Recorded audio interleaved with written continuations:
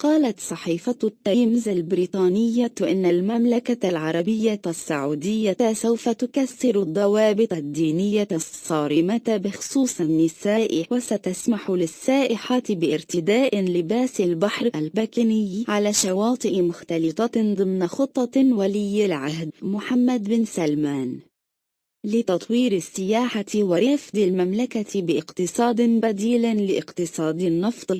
وأطلق ابن سلمان مشروع البحر الأحمر كوجهة سياحية عالمية ضمن رؤية المملكة 2030.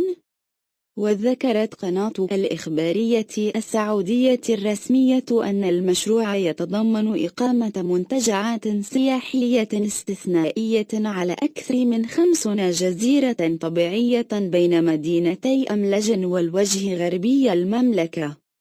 وأضافت أن المشروع سيقام على أكثر المواقع الطبيعية جمالاً في العالم بالتعاون مع شركات عالمية في قطاع الضيافة والفندقة، وسيشكل وجهة ساحلية رائدة تتربع على عدد من الجزر البكر في البحر الأحمر.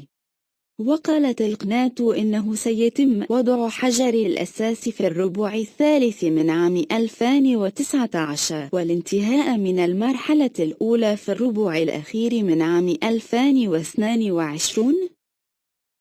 وستمتد الشواطئ والمنتجعات على مسافة 100 ميل في الساحل الغربي للمملكة بقواعد لباس منفصلة عن القواعد الصارمة في باقي أنحاء البلاد.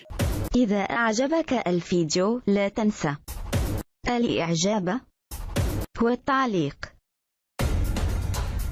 ولكي يصلك كل جديد اشترك الآن.